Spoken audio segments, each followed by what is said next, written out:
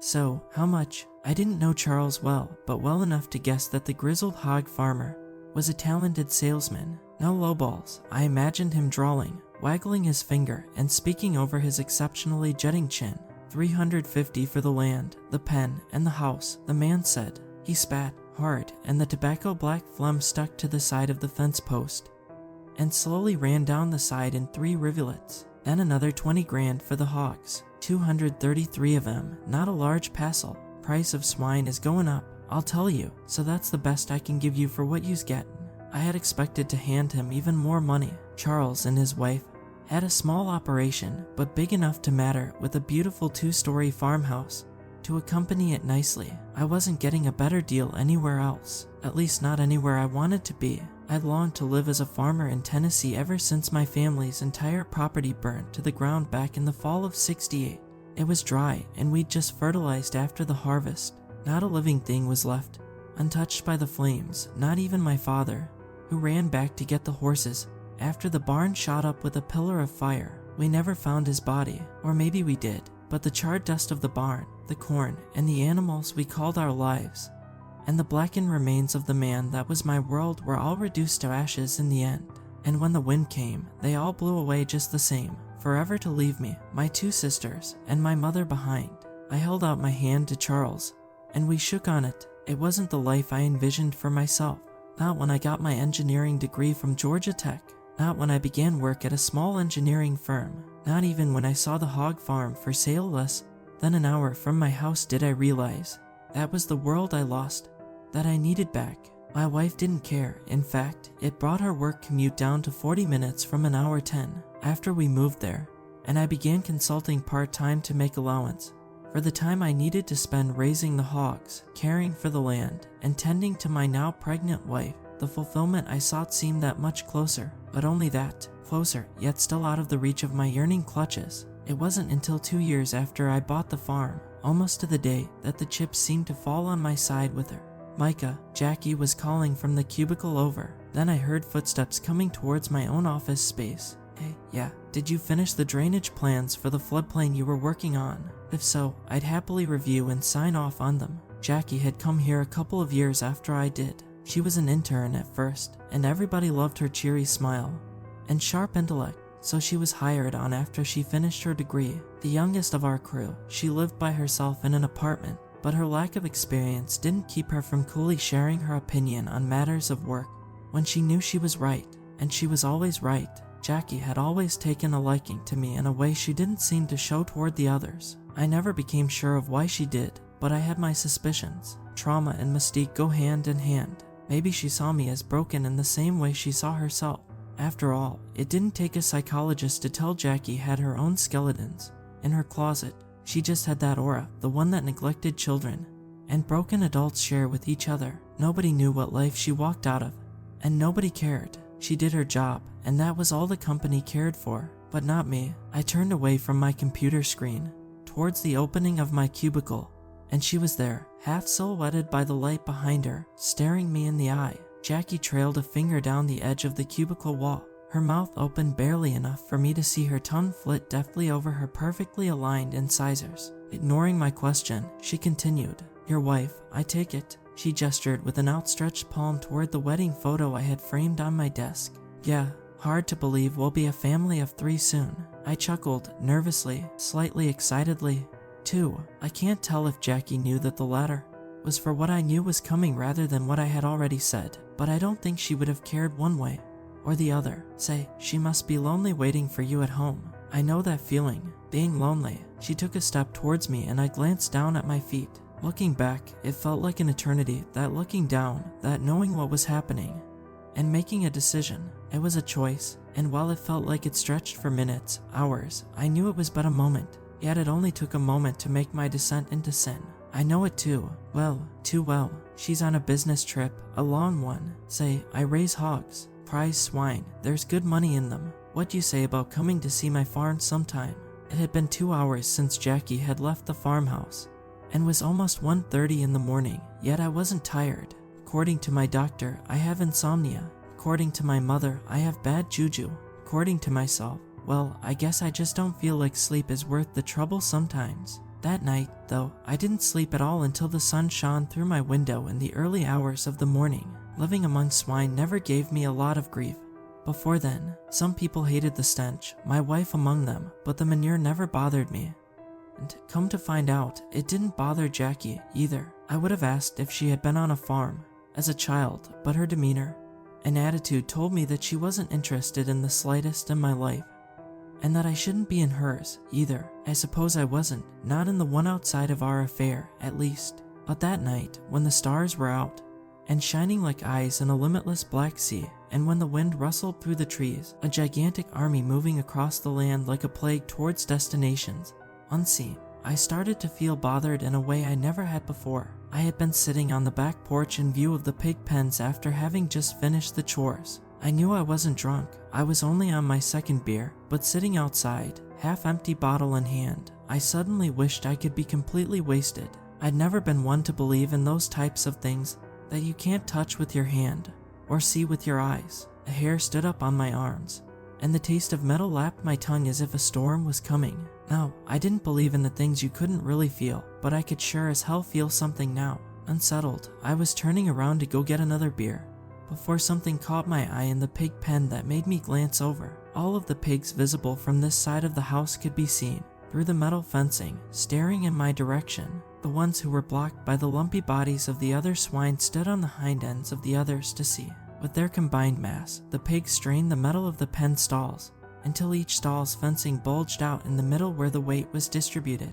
Most unique of all was the unanimous behavior of the swine. Not one fell out of sync. Each one, eyes glowing like headlights in the dark, bodies silhouetted against the light of the moon, was without noise or disturbance. Once all of the pigs were in position, they all stayed ominously still. As I watched, one by one, hundreds of eyes closed, and a wave of darkness spread over the pen as no more eyes were open to reflect the light. I swore for a moment that the stars did too, and that the world around me plunged into complete darkness, but I cannot be for certain, because at that same moment, I involuntarily blinked. I say involuntarily, because, frozen in place, the scene was too strange for me to willingly turn away from. I do not know if the same force that caused the swine to flicker their eyes caused me to do the same, perhaps a gust of wind, or of something less tangible, but upon opening them, the pigs had returned to their discord, with several having already gone to sleep. Deeply disturbed, I went inside the house and drank until the morning came and I finally found sleep.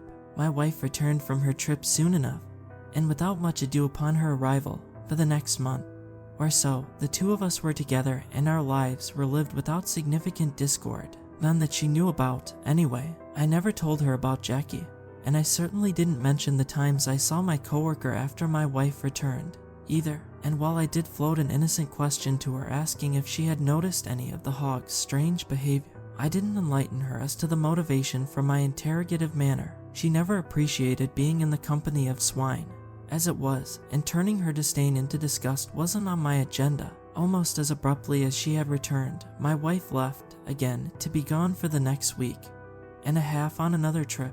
Probably best for her, too, because the hottest days of the year hit western Tennessee when she wasn't there to experience them. And no sooner had she gone than Jackie resumed her nightly visits to the farm. Each time, she showed up without much notice, if any at all, and left just as abruptly. Funnily enough, I didn't care much. I felt no more, and no less empty after she left than when she was here. So after I spent my days with my eyes on my screen, and my nose in my boss's ass, I spent my nights staring up through the bottoms of bone-dry bottles, faintly wondering if the path I walked down could have been just a little warmer, or just a little brighter if things were different. In spite of my catering towards my boss's every wish at the office, he didn't return the goodwill in kind. "What do you mean you're asking for a raise?" I swallowed and continued. "I mean that it's been 5 years, Glenn. I simply asked that my pay might increase to match inflation." My boss folded his hands across his desk and sighed. Pulling a handkerchief from his pocket, he dabbed at a couple of beads of sweat running down from his brow. They were in the heat of summer, and the air hung thick and humid around us. The office had air conditioning, but the unit was old, and the fan whistling away in the corner didn't do much good against the record-breaking heat pressing in around us. "I'm sorry, Micah. It's just that you're consulting now, and I can't afford you those kinds of benefits." "What do you mean benefits? I've been here long enough, I'm owed at least that, Glenn." What the fuck do you think I'm still here for? Potlucks. That was the first time I had lost my temper at my boss, at least the first time since he ripped up one of my drafts for a project several years back.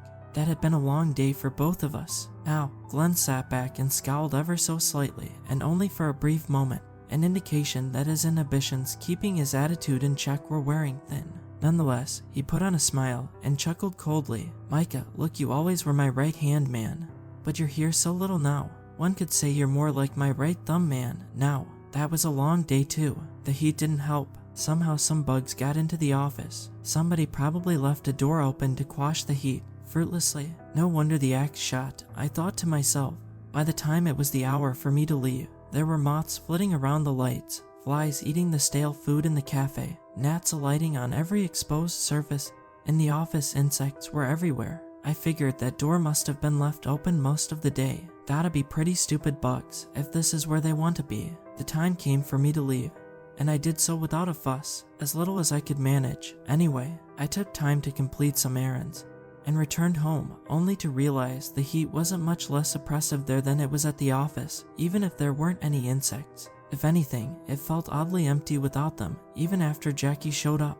The rest of that evening was a blur of empty bottles and used cigarette butts littering the porch. At some point, 2 in the morning, 3, it didn't matter, I was pulled out of my drunken slumber and forced into sobriety by a noise I could no more determine the source of than what I had eaten for dinner a year ago from the day. I sat up with a jolt and listened, suddenly feeling the hairs on the back of my neck stand on end.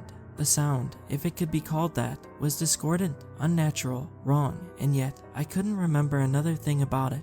It wasn't a sound heard through your ears, a vibration in your skin, nor even a sensation of one's physical brain. It was a thought processed through one's sleeping soul, something that certainly cannot be described with words, without diminishing the weightiness placed, without negating, in full, the sense of abject horror at its state of being. I had sat atop that precipice between reality and unreality, sleep, the abyss, where devils absently play amongst the nightmares of men. I told myself it was just that, a dream, but I know now that the place I was and the places I was soon to go were gateways between the waking world and the one beneath it. Before I had time to process what I had just felt, I heard another sound, this one very much real and resembling a dying animal. Slowly, I made my way out of my crumpled bed and opened the blinds. I almost wished, upon doing so, that I was back on the precipice. 13 of the hogs stood in a circle on the lawn. How they had gotten out, I don't know. Each stood perfectly still, equidistant from the next, and faced a quivering shadow in the middle of them all. I could make out faint features, a scraggly beard, a bottle, whether the man was a hiker or a drunk. I couldn't tell. Nonetheless, he had wound up on my property and found himself caught in a circle of pigs. I watched the man's motions and noted with rising horror that as he walked in one direction, the circle of pigs shifted to keep him at the center of the ring, and all the while, they drew nearer to him. The man was clearly intoxicated now. It was almost half a minute before he stumbled, fell, and no sooner squelched in the dirt than 13 squeals rang through the night, and the animals blotted out his body from sight with their unified mass. The man let out one scream, but could manage no more than one. The ring was a blur of motion. I saw little, but I saw enough. One pig reared its glistening head, and I watched part of a scalp fly from its gaping mouth, arcing dark liquid as it trailed across the yard.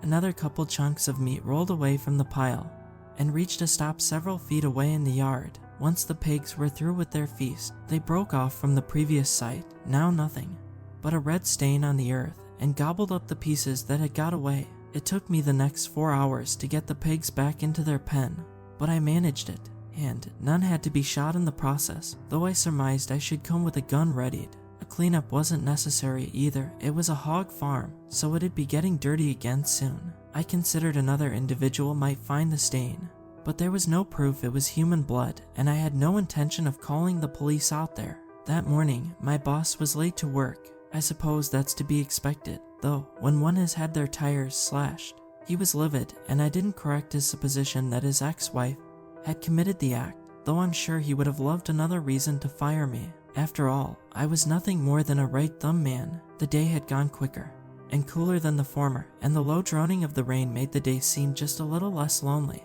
Of course, I was slated to see Jackie, at night, and after lunch I had left work, gone off to purchase more drinks from the local liquor store. I remember having gotten enough to fill the passenger seat of my truck and felt almost as if the pile of liquor was a singular being, watching me, the silently judgmental friend. I had a twinge of anxiety and half wondered if I was going insane. At that, I laughed. The air was cool. When Jackie got there, my mother always used to call that the first breath of autumn, when the reaper opened his eyes and cooed softly to his crop before the inferno was snuffed out by the frigid winter. As a child, I didn't pay much attention to her words, but as I grew older I felt the cold in my bones, and tonight I felt it in my soul, a faint whisper of death like the mark of the beast. I watched Jackie's hair whip to the side, a black flag in the wind, as she approached the house. On the doorstep, we embraced, and I recall she said she needed to talk. "You're an awfully successful man, Micah, and I know you've got a lot of money. Maybe you're not wealthy, no, but you're richer than me, and there's enough to go around. It'd be a damn shame if your poor wife found out about me." No, I haven't said a thing yet, and I know you know that, for the poor thing couldn't take the stress and might just die, but I could say a thing, and maybe even a little more, and a nasty thing it'd be, too. I just ask for $1,000 a month, but times are tough, so I'm inclined to say $2,000 would be enough to keep my mouth shut. And, of course, we could continue seeing each other, if you'd so please. Some say they see red when they're angry enough, but I still remember how I saw even less. The next 5 minutes of my life were no clearer to me than several brief glimpses of reality interspersed by periods of unreality. Before the next glimpse, a scream, and then another, the thought, "She's got a knife." A bone snapped, mine. Hers, it didn't matter. Blood spattered on the carpet, on my shirt, and the drip of a glistening red globe smashed in through the side like a cracked egg. I remember the silence before the adrenaline eased, and I felt pain, and I remember the pain before the squelch when I issued one last kick to the body lying on the ground. It had been time for me to feed the pigs. Jackie usually helped me with the feeding when she came over, always with a coy look, and often it was short-lived, and I needed to finish the job on my own after she left. I was betting that she could help me again. Hoisting her up onto my shoulder wasn't difficult, though I suppose she was lighter than usual. I stooped to pick up the last few pieces that didn't come with the rest of her, and took the two of us to our yard. The part of the brain we, as people, already understand cannot possibly encompass every sensation which we, as people, feel. Scientifically, maybe, but that feeling that makes dogs bark at empty rooms, that makes cats stare into walls before jumping away, frightened, that feeling exists in humans, too. Call it a sixth sense, or ESP, it's there, and I felt it when carrying Jackie. The birds had stopped calling, the trees had ceased rustling, and a low, droning buzz resounded outside the pig pen. It rose in volume and pitch, and as I dropped Jackie's lifeless corpse onto the ground, it blocked entirely the noise of the world around me. I didn't even hear the thump, nor did I hear the pigs, for it wasn't until I looked up from her body, panting heavily from the effort of what had transpired, that I saw that we stood on the fringe of a gathering of the pigs. I couldn't see if any remained in the pen, but I could see that at least 100 gathered here outside the pen, all staring at me with glassy eyes and salivating mouths. Some stood on the haunches of the others to see, and many were covered in blood, having been left unclean since the events of the previous night. Even through the foggy days I was in, my fear registered on a guttural level, and in horror at the unreality of what I was seeing, I backpedaled, eventually tripping over a rut in the earth and falling to the ground. The next moment, each of the pigs had turned to look at what was left of Jackie. For a couple of seconds, they stared at her, and I realized that the droning in my ears had stopped, replaced with nothing but an ominous silence. That silence was short-lived, for in one unanimous, ear-splitting squeal, the pigs raced each other to the body, and carnage ensued. The hogs in front no sooner reached the body than were ripped apart by the pigs behind them. Huge flaps of fatty skin hung in ribbons from the napes of their necks, and blood sprayed in all directions as necks, limbs, tails, and extremities were mangled with the reckless abandon of a pack of wild dogs. I suppose that's what they were. Even if I treated them like domesticated creatures, they were animals, and they were out of the control of any constraints that civilization wanted to place on them. A mass of flesh moved rhythmically, and dripping bodies were flung like oversized rag dolls from the fray to land wetly and lifelessly on the earth. Occasionally, I would hear a crunch as bones were rent, and snapped under the pressure of the fray, and squeals as the broken limbs stabbed through the fleshy bodies of the animals atop them. Hooves, teeth, and bones carved the flesh of the other pigs, and while blood and feces sprayed freely, chunks of gore rolled out of the fray like meaty baseballs. The pleasant temperature drop had undone itself, as the wind had stopped blowing and the stench of the scene hung thick in the hot and heavy air of late summer. I vomited over and over, bent over in the shit, and the blood, eyes watering from the smell, and blood dripped from everywhere on my body. It ran off my body in rivulets and pooled around my feet. Some was mine, but more was Jackie's, and more yet was the remains of the pigs. Blood dripped from my mouth onto the dirt, and I could no longer tell if I was looking up towards the cruel stars, down at the earth, or witnessing the slaughter before me, for my sight was veiled by a coating of blood, and my senses were clouded by the rush of adrenaline, though I could do nothing but sit in shock. Breathe. A chunk of meat smacked me in the shoulder. Breathe. An ear bounced off of my forehead. Breathe. An open artery sprayed blood across my face in a line. Breathe. My eyes recognized 4 pigs on the fringe of the conflict abandoning their course for what was left of Jackie, and I saw turn to me, each foaming at the mouth like a rabid animal. I saw 2 get ripped away by 2 other pigs, but the remaining couple charged. The one that reached me first clamped its maw around my leg not a moment before the next reached it, bit into its neck, and thrashed it back and forth.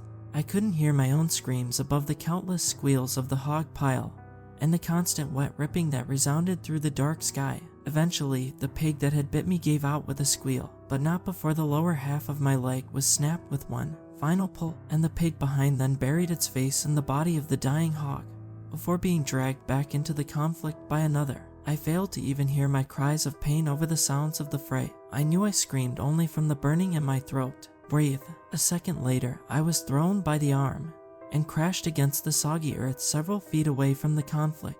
For a moment, I wondered if I was alive, or if the world I was seeing around me was really hell, and I was a damned soul being punished for my sins. At that, I blacked out and entered a timeless, dreamless slumber that sent the world back into the buzzing mayhem I had felt before the carnage. I opened my eyes some brief time later to find that the buzzing persisted in my ears. While awake, perspiring heavily from the heat, I found I was lying on my back on the ground, facing the burning remains of my house. The buzzing was really the rush of flames lapping at the sky, and the crackling of embers as the roaring fire pulled them out of sight. Swine, the voice, which rang impossibly clear in the noise of the night above the roar of the inferno, and the sounds of the approaching sirens, had come from but a few feet behind the back of my moist head. Even after all that had transpired, the word made my hair stand on end, for it was spoken with a voice that could snuff out the stars if it were to say that they ought to stop shining. I turned my head to face behind me, groaning sharply from the pain,